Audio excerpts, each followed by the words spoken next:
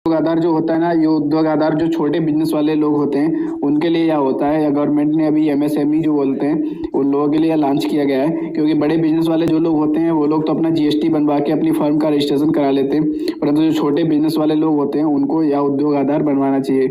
उद्योग आधार से जो बेनिफिट होते हैं, जिसके लिए आपको लोन लेना होता है या कहीं पे भी आपको अपना बिजनेस शो करना होता है, तो उसके लिए आपको सारे डॉक्यूमेंट नहीं लेके जाने पड़ते हैं। आप सिर्फ उद्योग आधार ले जाएंगे और अपने बिजनेस का जो भी डिटेल आप वहाँ पर शो करा सकते हैं। कहीं पर भी आपको अपने बिजनेस को ज्वाइन कराना है तो वहाँ पर आपको उद्योग आधार ही लेके जाना होता है, उसके बाद आपको कुछ भी नहीं लेके जाना होता। जैसे हमारा आधार कार्ड होता है वैसे हमारे बिजनेस का उद्योग आधार होता है। तो इसमें जो एक ही डॉक्यूमेंट होता है, इसके लिए आपको अपने पूरे बिजनेस के सारे डॉक्यूमेंट लेके नहीं जाने होते हैं। तो हम देखेंगे, आप सबसे पहले इस वेबसाइट पर आ जाएंगे उद्योग आधार के लिए बनवाने के लिए। उसके बाद आप इस वेबसाइट पर आएंगे तो इस तरीके से होम पेज पर आपको यहाँ पर दिखेगा रजिस्टर हेयर के लिए। यहाँ पर आप इस पर क्लिक कर देंगे इस तरीके से। देखिए इस पे मैं खोल देता हूँ। तो यहाँ पर देखिए आपको अपना आधार कार्ड, यहाँ पर आधार कार्ड और पैन कार्ड से बनवाना होता है। तो यहाँ पर अपना आप आधार संख्या डाल देंगे और अपना यहाँ पर जो आपके आधार कार्ड में नाम है वह डाल देंगे और यहाँ पर वैलिडेट कर देंगे। वैलिडेट करने के बाद आपके आधार कार्ड में जिस नंबर जो आपका नंबर रजिस्टर्ड है उस पर ओटीपी जाएगा। अब आपको यहाँ पर अपना पैन वेरिफिकेशन में यहाँ पर प्रोप्राइटरी सेलेक्ट करना है, यदि आपका एकल स्वामित्व है। यदि आपका और कोई यहाँ पर पार्टनरशिप या जो भी कैटेगरी है तो यहाँ पर उसे भी आप चुन सकते हैं। जैसे मेरा यहाँ पर प्रोप्राइटरी है तो मैं इसे चुन लूँगा। अब आपको यहाँ पर अपना पैन कार्ड नंबर डालना है और पैन वेरिफिकेशन कंप्लीट करना होगा। देखिए यहाँ पर मेरा पैन कार्ड का जो डिटेल था और आधार कार्ड की डिटेल पूरा वेरीफाई हो गया है। अब मैं इसे कंटिन्यू कर दूँगा। देखिए अब कंटिन्यू करेंगे तो यहाँ पर देखिए मेरा यहाँ पर पैन कार्ड के आपके पैन कार्ड के थ्रू यहाँ पर पूरी डिटेल आ जाती है कि आपने पहले आईटीआर फाइल किया है या नहीं किया है। तो मेरा यहाँ पर नो आ गया अपने आप। अब देखिए आपके पास जीएसटी है तो यस करिएगा, नहीं तो नो करिएगा। छोटा बिजनेस है तो नो ही रहेगा। यहाँ अब देखिए यहाँ पर उद्यम रजिस्ट्रेशन में आपका यहाँ पर नाम ऑटोमेटिक वेरीफाई हो जाएगा आपके आधार कार्ड से। मोबाइल नंबर, ईमेल आईडी आप यहाँ पर डाल देंगे। उसके बाद आप यहाँ पर नीचे स्लाइड करेंगे तो देखिए यहाँ पर जो शो कर रहा है ये परसेंटाइल, यहाँ पर जो कैटेगरी के हिसाब से होता है, जैसे एससी जनरल। यहाँ पर जो शेयर के हिसाब से जो दिया गया है, इससे आपको कोई भी पार्टनरशिप और जो इसके जो परसेंटेज होते हैं वो यहाँ पर दिए गए हैं। इससे आपको कोई मतलब नहीं है, इसे आप इग्नोर कर दीजिएगा। अब इसे हम नीचे बढ़ाते हैं तो देखिएगा यहाँ पर आपको कैटेगरी चुननी पड़ेगी।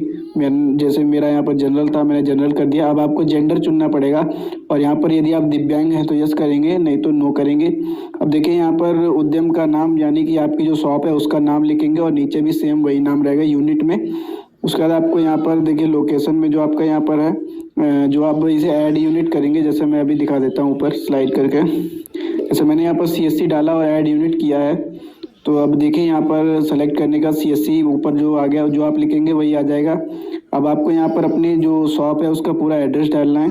यहाँ पर गांव, ब्लॉक पूरा भरना है, डिस्ट्रिक्ट, स्टेट भरना है और ऐड यूनिट पर क्लिक कर देंगे।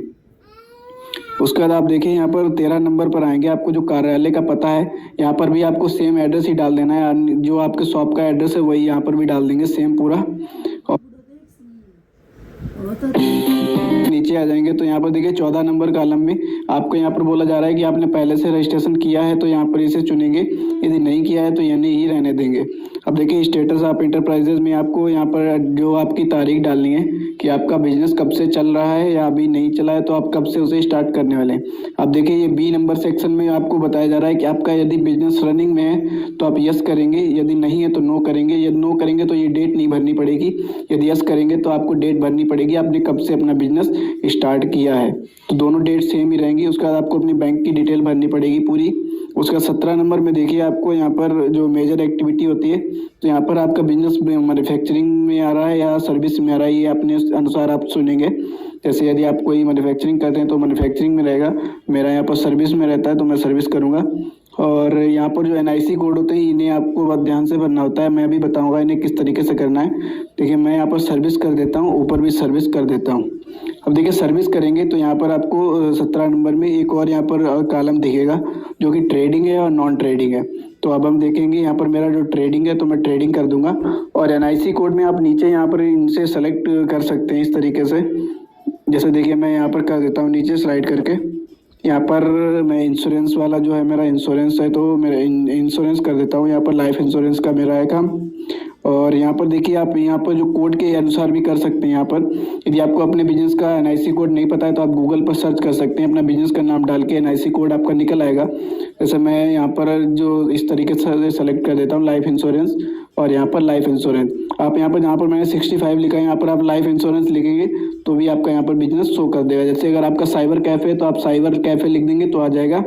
उसके बाद आप यहाँ पर ऐड यूनिट कर देंगे। अब देखिए यहाँ पर कितने लोग आपके शॉप पे काम कर रहे हैं, वहाँ पर आप लिखेंगे कितने पुरुष कितने महिला हैं, और अदर जो भी है आपका बाकी जीरो कर देंगे। और उसके बाद आप नीचे आएंगे तो यहाँ पर देखिए जो ये मेन चीज़ है, यहाँ पर जो ए नंबर है 20 का, यहाँ पर जो आपने पिछली साल यदि कोई ITR फाइल किया था वो यहाँ पर आपको डालना पड़ेगा कितना रुपए था, यदि नहीं था तो जीरो कर देंगे। और बी नंबर में आपने कितना इन्वेस्टमेंट किया है वह भरेंगे, और यहाँ पर टोटल टर्नओवर जो भी आपका है वो भर देंगे। इसे आप नहीं दिखाना चाहते हैं तो जीरो भी कर सकते हैं, और यदि शो करना डालना चाहते हैं तो डाल सकते हैं। अब देखिए यहाँ पर GEM पोर्टल है, वहाँ पर रजिस्टर करना चाहते हैं तो यस करेंगे, नहीं तो नो करेंगे। और TREDS पोर्टल पर यदि करना चाहते हैं तो यस करेंगे, नहीं तो नो ही रहने देंगे। अब देखिए यहाँ पर जो 24 नंबर जो कॉलम है यहाँ पर जो सेलेक्ट करेंगे, जब आप अपना ज़िला चुन लेंगे तो यहाँ पर आपका ज़िला का नाम आ जाएगा। सबमिट करेंगे तो यहाँ पर आपको OTP जाएगा फाइनल सबमिट के बाद, और आप इसे फाइनल सबमिट कर देंगे। देखिए फाइनल सबमिट होने के बाद इस तरीके से आपको यहाँ पर एक रजिस्ट्रेशन नंबर मिल जाएगा। इस रजिस्ट्रेशन नंबर से ही आप अपना उद्योग आधार का जो सर्टिफिकेट होता है वो डाउनलोड करेंगे।